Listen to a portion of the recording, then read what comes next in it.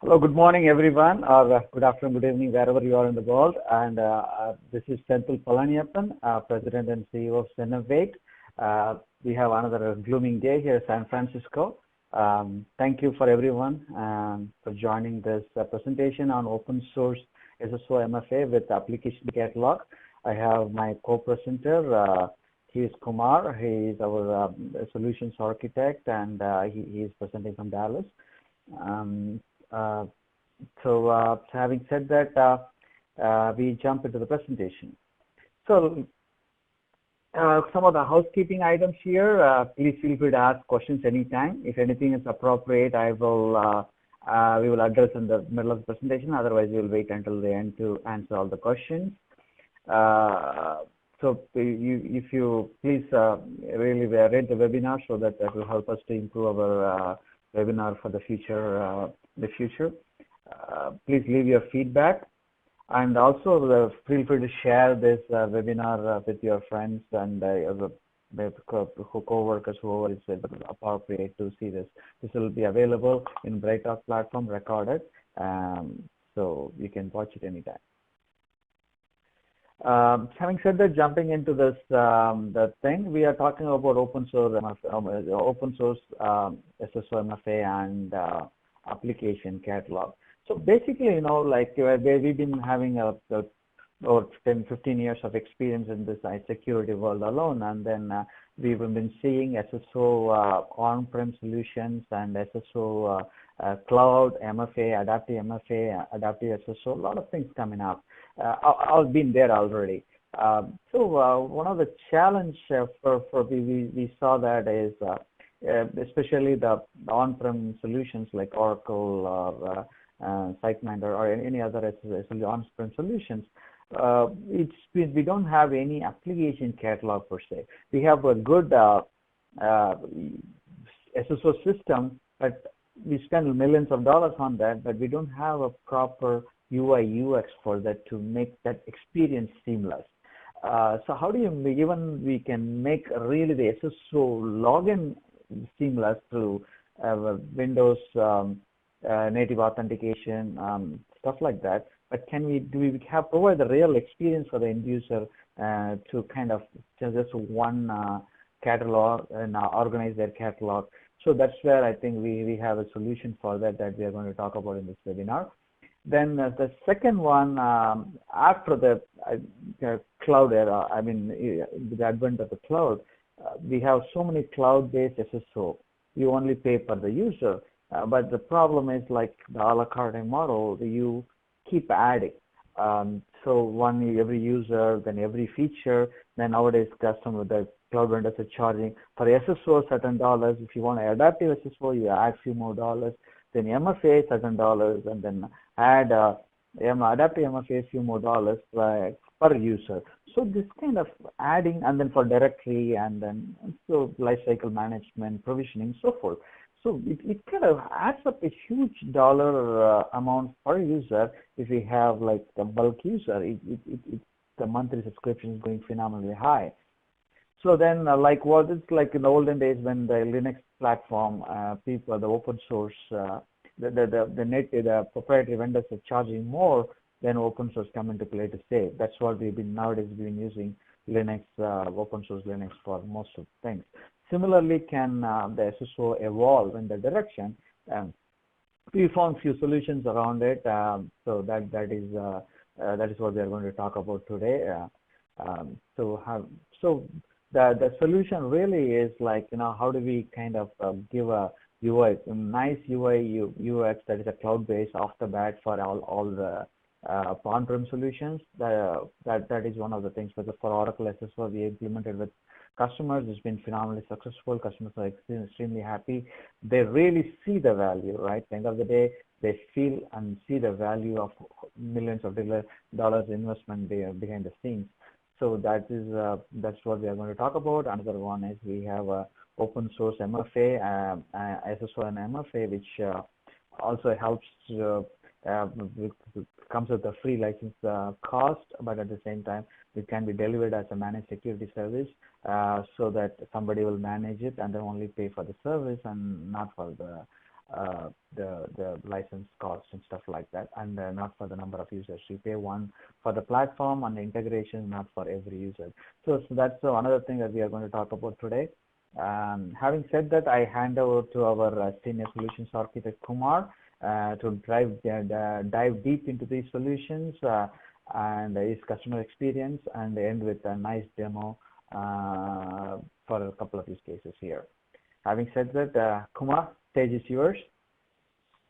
Thank you, Senthil. Thanks for the detailed walkthrough and explanation of our agenda and the problem statement. Hello, everyone. Good afternoon and good morning or good evening, depending upon where you are. As Kumar mentioned, I'm Kumar. I'm part of the Sennovate group. I have approximately 18 years of experience in identity and access management alone. So I've been there in the industry for 18 plus years, starting from even Oblique or Oracle Access Manager, any of those days, all the way working on the cloud days with the Okta and other cloud solution as well.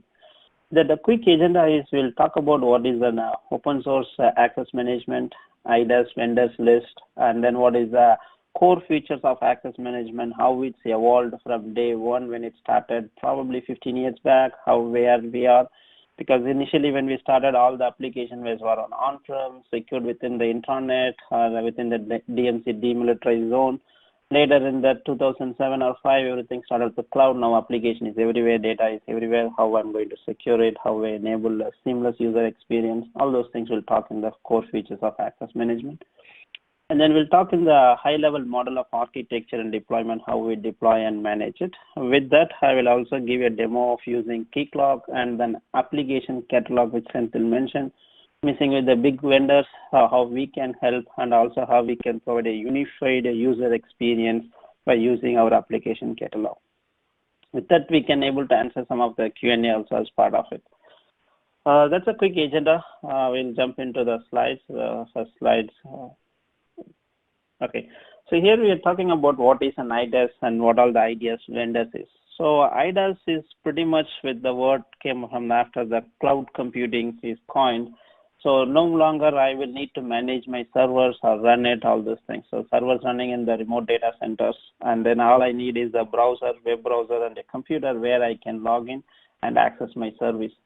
So the IDaaS stands for Identity as a Service. It follows the same cloud computing model, either a platform as a service or software as a service. It's more like instead of managing my identity lifecycle on-prem, I'm giving my identity lifecycle to the software as a service vendor. It's called as IDaaS, Identity as a Service vendor, to manage my identity lifecycles, and also provides a seamless sign-on experience to the application running on the on-premise data center or running on the cloud data centers or we getting as a service, example, Box, Slack. These are all pretty much more like a software as a service we are getting it. So with that IDaaS model, so all thing is I don't need to worry about the hardware, patching, vulnerabilities, all those things. That's what I'm paying as a service. It's more like a pay-per-use. So I'll get that IDaaS vendors to take care of all these things. And all I pay is only the capital expense, or more like what the service I need, I pay for it. But the challenge what we are seeing in the industry as part of IDaaS, there are multiple IDaaS comes into picture. So for example, if I'm going for an Office 365, AD premium is needed for certain features, then the Exchange team or the collaboration teams comes and tells that we want to go and buy the service from Azure AD or the Office 365 related single sign-on solutions. On the other side of it, if the team is using infrastructure, team is using heavily on the AWS platform where they're hosting a lot of workloads, servers, and other applications deployed, that as the integration comes, the Cognito is the platform they have to use it. And then coming to the enterprise application like Timesheet or Sales Cloud or CRM, all those things come from the vendors like Oracle. They also have a cloud solutions or identity as a service. So they have an IDCS. So putting all these things, which gives a challenge to the organization where how many application I need to have, how many user experience it's going to be, how many interface to manage all those things. So we have a solution to have how to help in those scenarios, how to have a seamless sign-on experience where the end user no need to log into multiple screens or multiple places.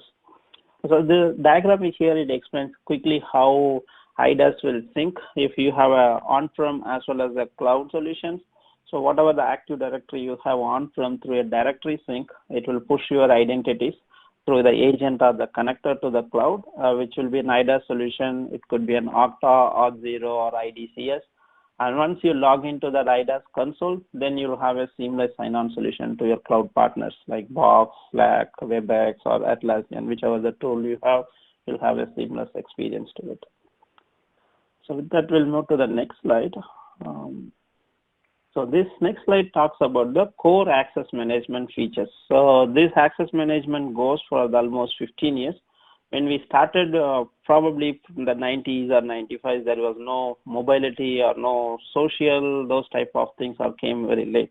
So pretty much those days was everything on a web access management. So the applications we buy like a ERP, CRM systems, whatever, we host in the data center, and then initially we give an individual identity to log into each of those applications.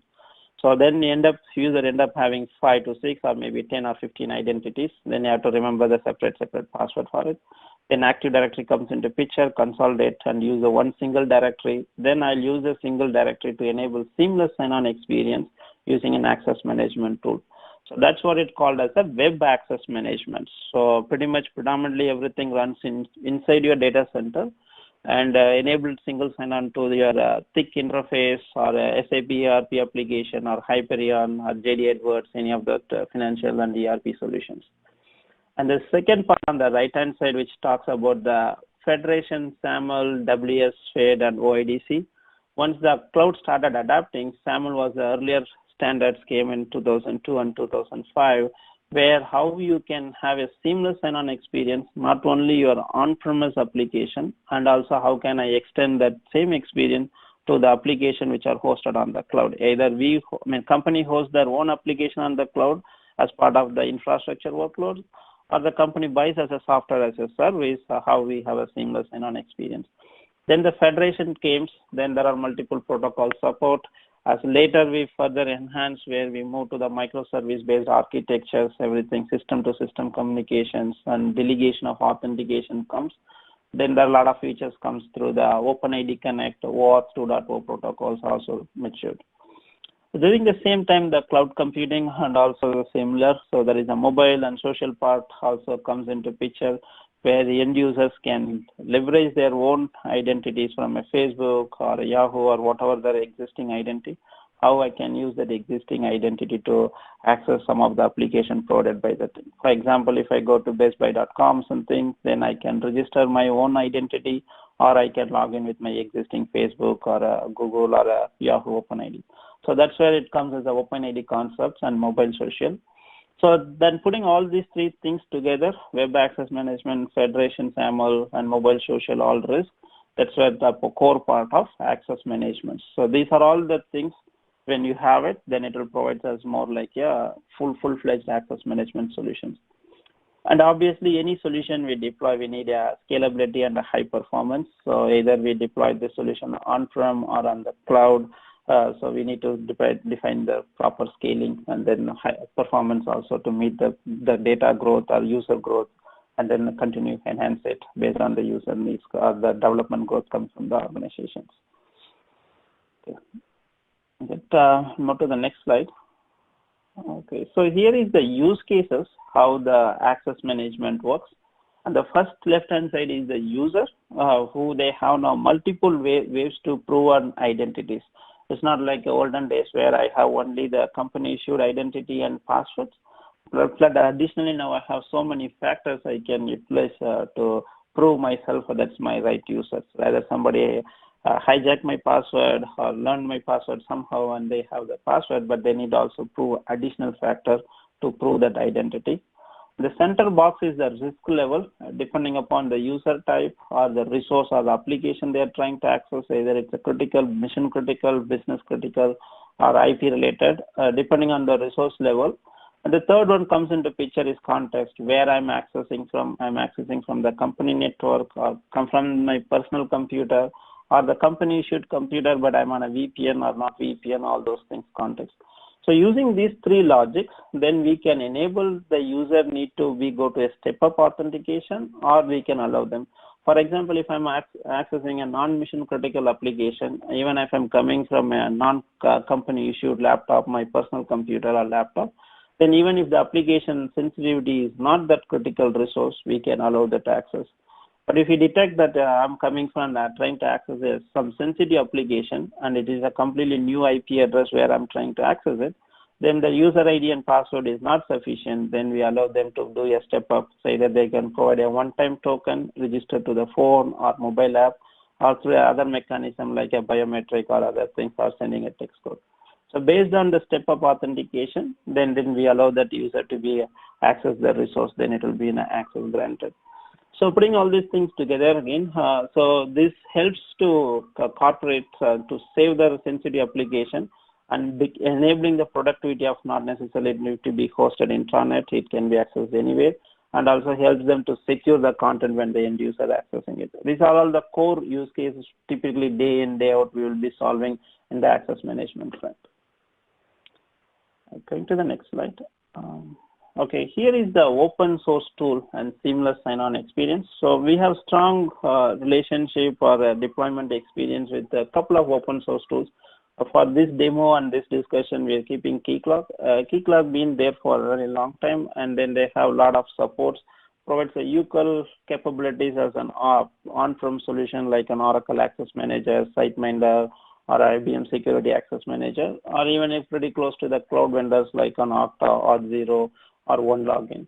So it has all the features as very similar to the on-prem solution things, including a social logon, connectivity to multiple directories, and which provides a self-service password reset, and also have a protocol support of all the major protocols, including JWT, OIDC, OpenAuth, WS Federation.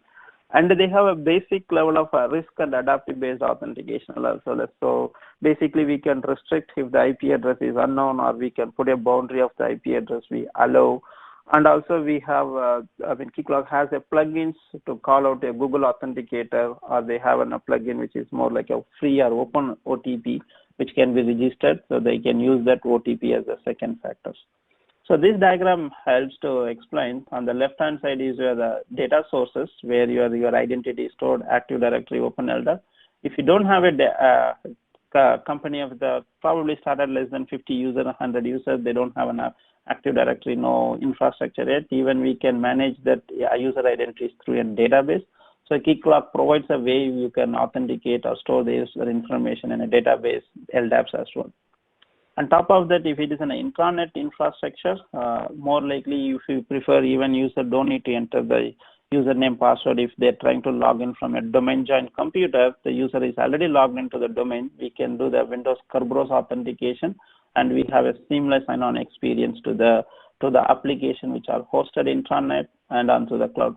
The main thing we want to highlight on this diagram is, so Keycloak provides both the capability, like a cloud vendors, Okta, Auth0, predominantly SAML-based or WS Federation or Federation protocol.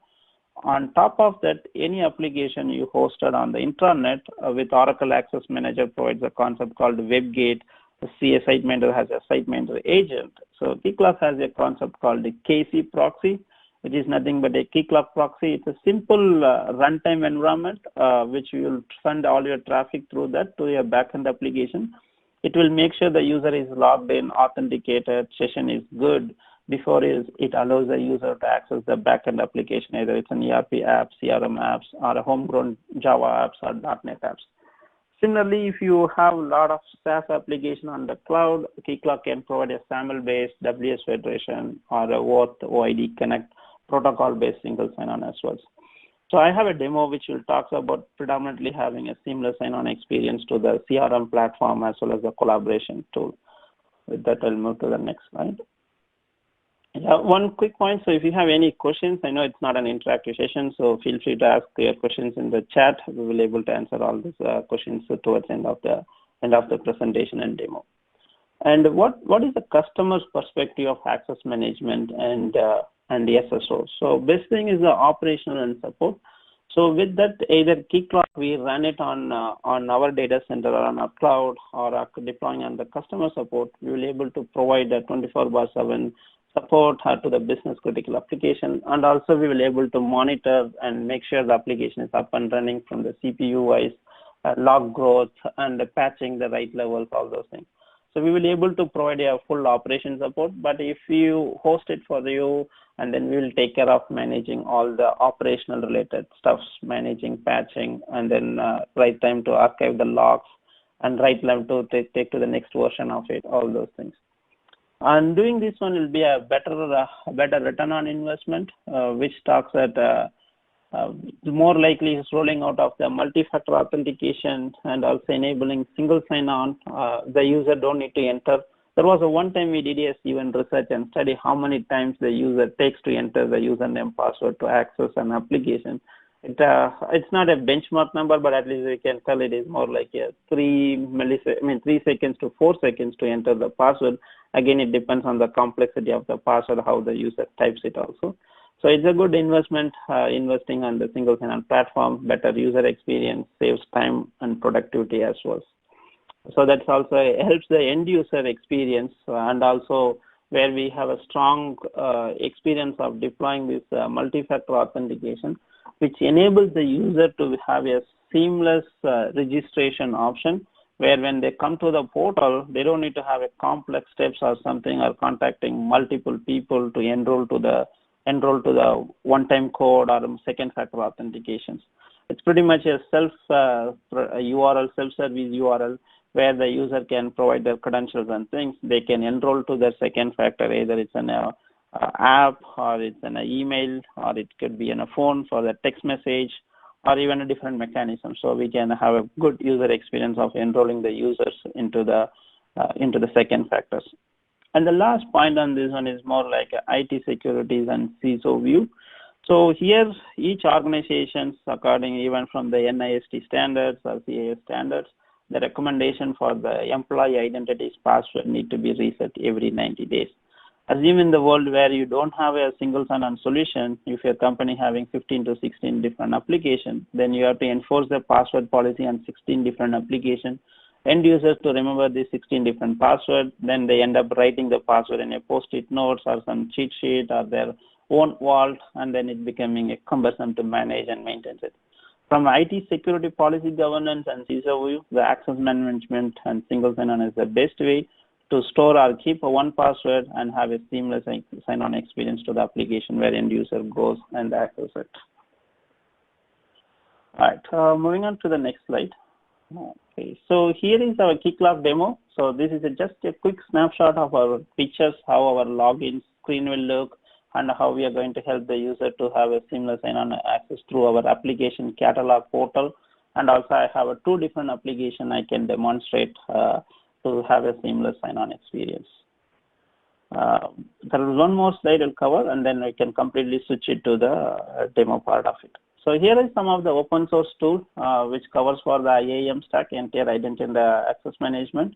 So far we have found that it's a good tool. There may be one or two, maybe we did not look into it, but we have a strong relationship or experience to deploy, manage and things.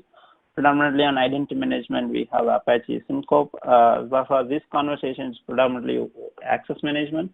So the focus is on a Keycloak and Glue. Those are the top open source tools where we have deployed and managing with few customer instances, and then also supporting to grow in that space. And on the privilege identity, more like a privilege identity and access management, we have not discovered or found a good tool to be used as open source tools. So, but access management is a key area where a lot of things comes on it. So, we want to discuss and provide a demo on the access management side. With that, I will switch to the demo part of it, and then we can come up and answer the question and answers, and then we'll wrap it up. So, give me 1 second. My workspace is coming up. It's up. Let me switch the screen sharing from slides to share my screen, and then add a bright up to screen share. One computer screen. Go next, and then an application window. All right. Hope everybody can see my screen. Senthil, if you don't mind, can you confirm you're able to see my screen since it's on recording? I want to make sure the screen sharing is visible. Yes, Kumar, we can see the screen. Yeah. Okay. All right. So this is a test environment. It's not a live environment or anything. So this is we have a test instance running on AWS Workspace to give this demo, and quickly give a walkthrough of this application. So In this server, I have two different runtimes running on it. One is the key clock server. Not necessarily our app need to run only on a key clock. Even if you have a Site Mender or Oracle Access Manager, we can integrate also. This is an application which helps your access management administrator to publish the single sign-on link at a runtime, anytime, or I would say, and then also they can provide a seamless sign-on experience. So this app itself is a simple HTML5 or AngularJS based app, and it is capable of consuming a SAML token or OIDC token or even a HTTP header. So coming back on the runtime, I have two different runtime running on this box. One is the Wildfly server, which I have built my application and hosted on it. And the next one is the Tomcat server, the key clock server, where I have the key clock and seamless sign-on experience defined. And this is the login screen when the user, the access management administrator, try to access it. And here I'm trying to log in as a user, which is an admin user, and then I'll walk through this whole steps how that works. Okay, one point I'd like to highlight here. So the screen itself, it's a completely theme-based one. We can change to the customer-specific logos, colors match to the company's logos, and other things. Even this page itself to be customized. Again, this is a mobile-friendly or responsive page. Anytime you change it or even access from mobile device or devices more like a mobile-friendly device, it will render automatically. Depends on the device orientation. That I will log into this one. Okay. Maybe better I'll get a new screen because I was sitting on that screen, so it made expect the cookie issue to it.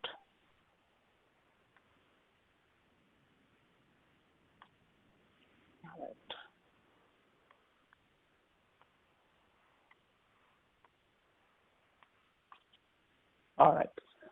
So this is an admin user. So here a couple of things I would like to highlight here.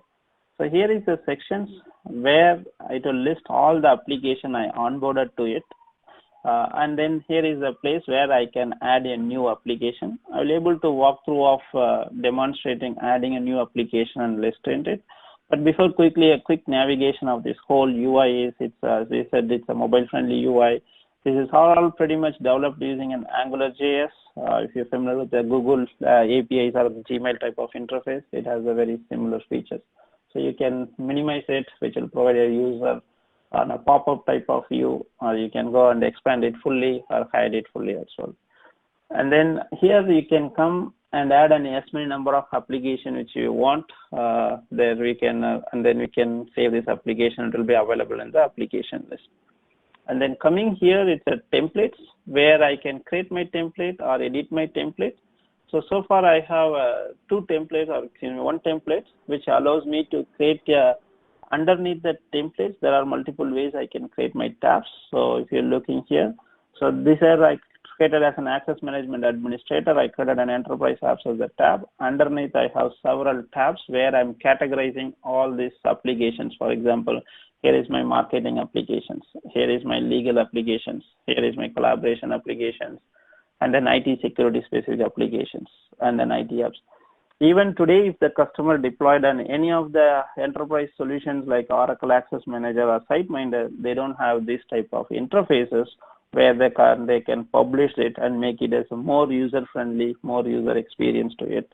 But the cloud vendors like Okta or Cognito, they have these interfaces, but they come up with their own challenge of it. Either you have to pay, which Senthil already mentioned, where each and every service it adds up things. One is directory, you have to pay for it. Multi-factor and risk adaptive feature, you have to pay for it.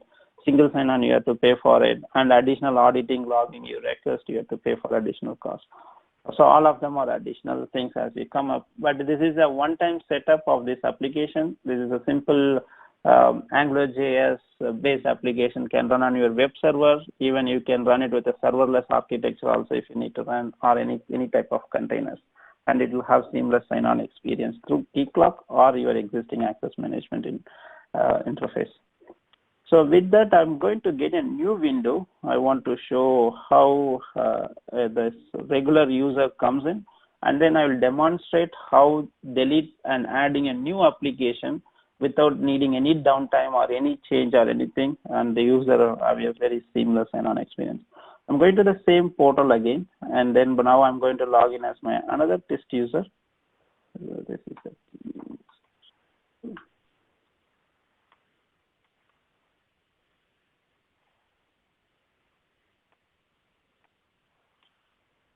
all right.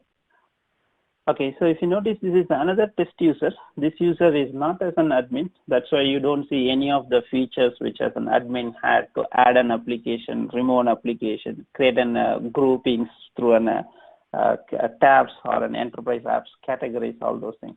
As an end user, when they come in, they will see the list of apps allowed for them to access. When I expand it, then I can see the same thing.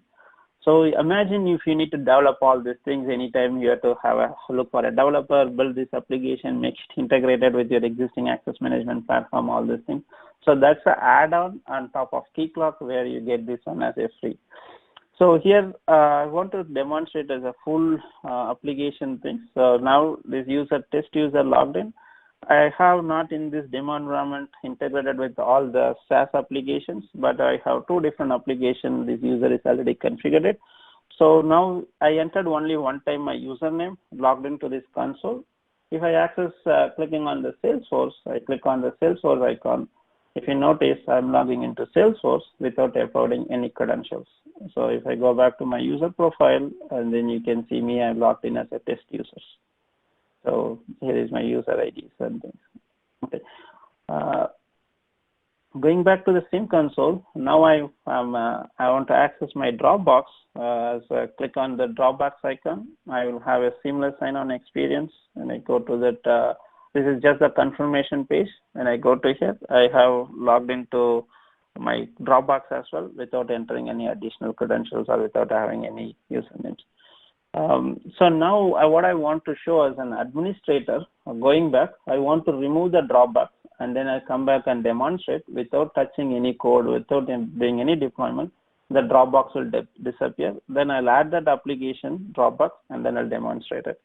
I'll pick another user here, so logging out and close this Windows completely. Now I'm going back to my administrator screen, and then if I go to the collaboration apps, which I think I want to demonstrate and show you. So I'm removing this Dropbox from this view, collaboration view. I say remove, and then say yes. And then I go to application list, and then here itself I'm completely removing that Dropbox application. So if the application is going big, so you have a search option, you can search it. It lists only the application name matches with that. And then I will remember this SSO URL which I needed. All right, so I will delete this Dropbox application completely from my entire stack. So all these things, you don't need any change or anything. So if I go back to my application list, Dropbox is no longer there. Still the search string is there, so it's trying to do. So Dropbox is completely done. Now if I go back and log in and access with the different test users,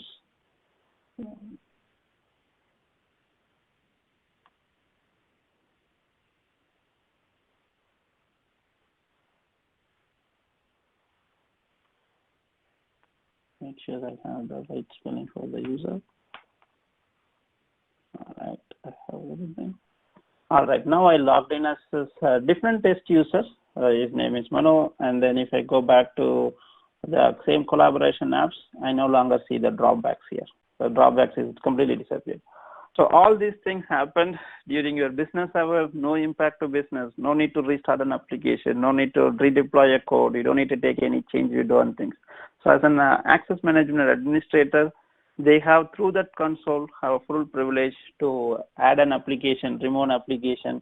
As an end user, all I need is to log into this application and look for the tabs. Oh, I see this hyper and I need to log in. I don't need to remember any URL or anything. I just come to this portal and search for the apps, and then I have a seamless sign-on experience to that.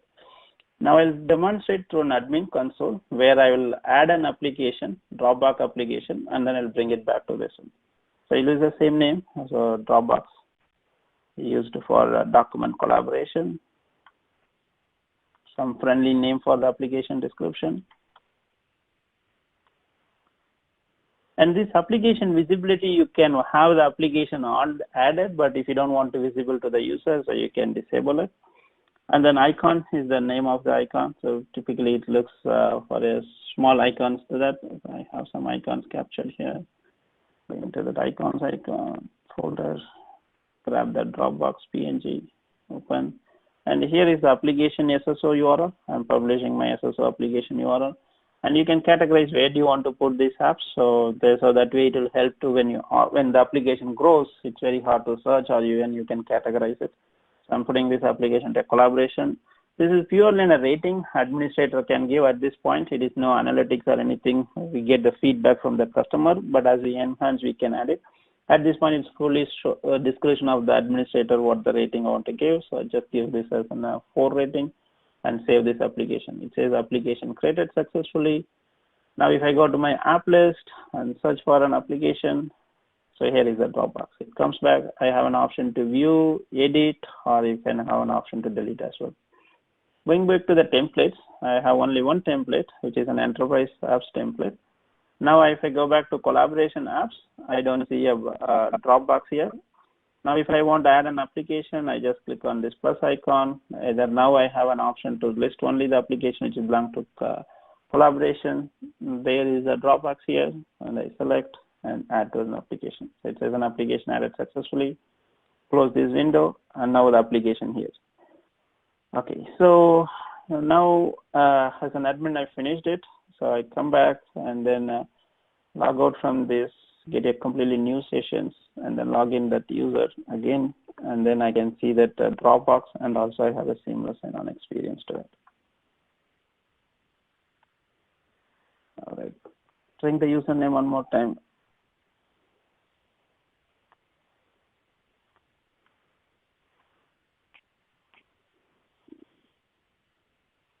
All right, I logged in.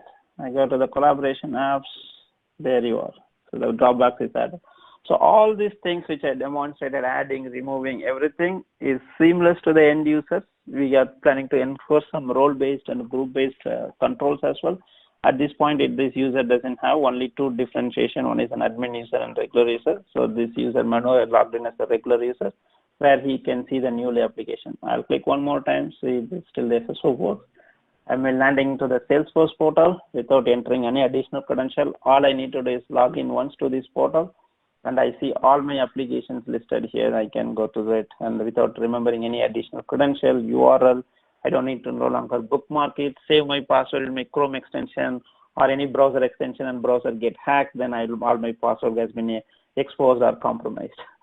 And going back to the collaboration, clicking on the Dropbox one more time, it came new. And then again, if you notice here, I logged in as M. Rangasamy at Sennovate. This is the same user going through Dropbox. I accept it. Yes, I'm the same user to log me in through single sign-on. I logged into single sign-on through the Box account as well. That's all on the demo. If you have any questions or anything, feel free to ask in the chat, and then we'll be able to take it. I think there was a question. I think in the interest of time, I go faster. We have 7 more minutes left. Well, question is, I think, do we have a roadmap defined for Keycloak or Glue? Yes, they do have. It's a fully open source community. They do have a view for the roadmaps, and they have. I'm noticing every 3 to 4 months there is a new set of features and things comes, and also patches comes. So they have a clear vision to support what are the newer protocols, newer standards coming in, and also looking at the past history of it. They've been consistently releasing a newer versions or new things every 3 to 5 months in that window. So I'm seeing a new versions coming, and new roadmaps is constantly updated. And there is a forum or the community who people puts all the requirements like a product enhancement requests and things, which has been grouply analyzed. And then based on the priorities which the product team takes, they'll be able to add it into the next release. How often they release how often they release the patching and all? Is there anything they need to be worried about?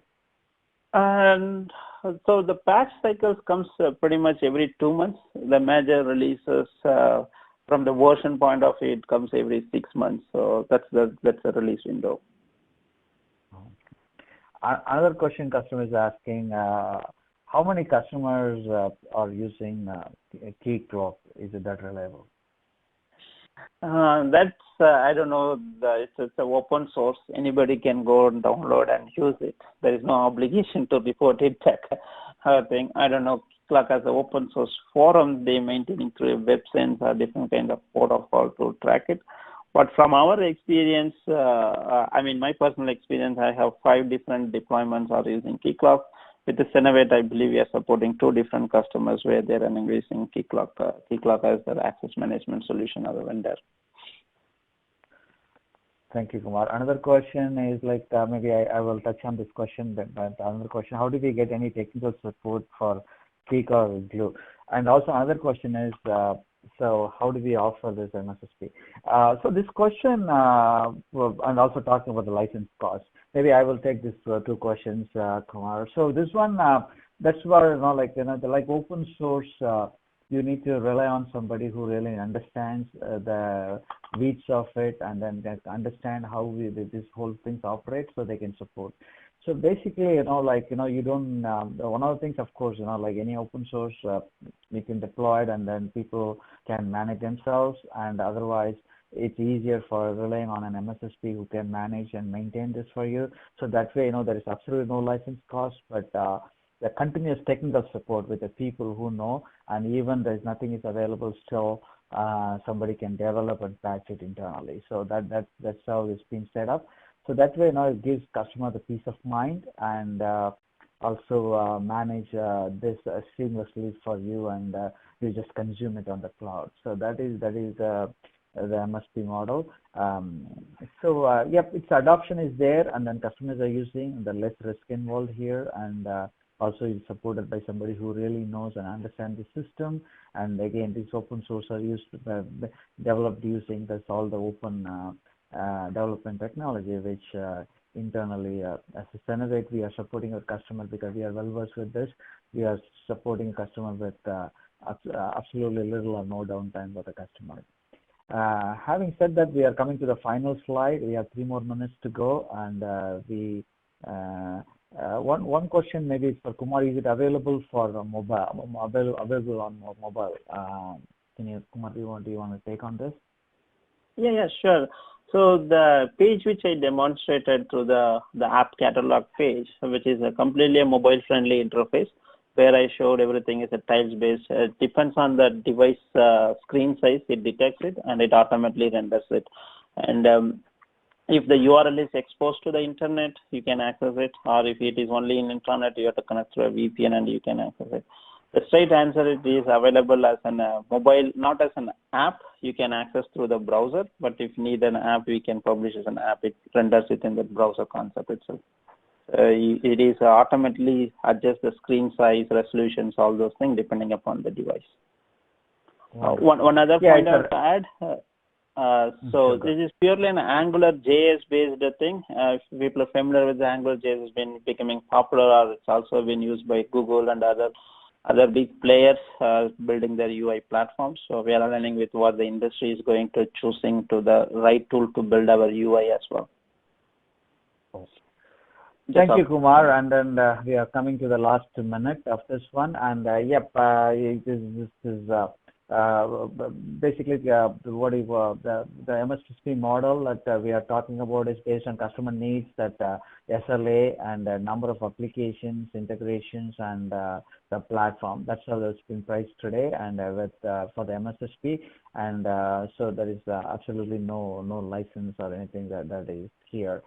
Having said that, again, thank you everyone for joining. If you want any specific custom demo for your environment to see the feeler of it, feel free to reach out to us, and we will be able to do the demo. One last question one customer asked: can it be integrated with directory services?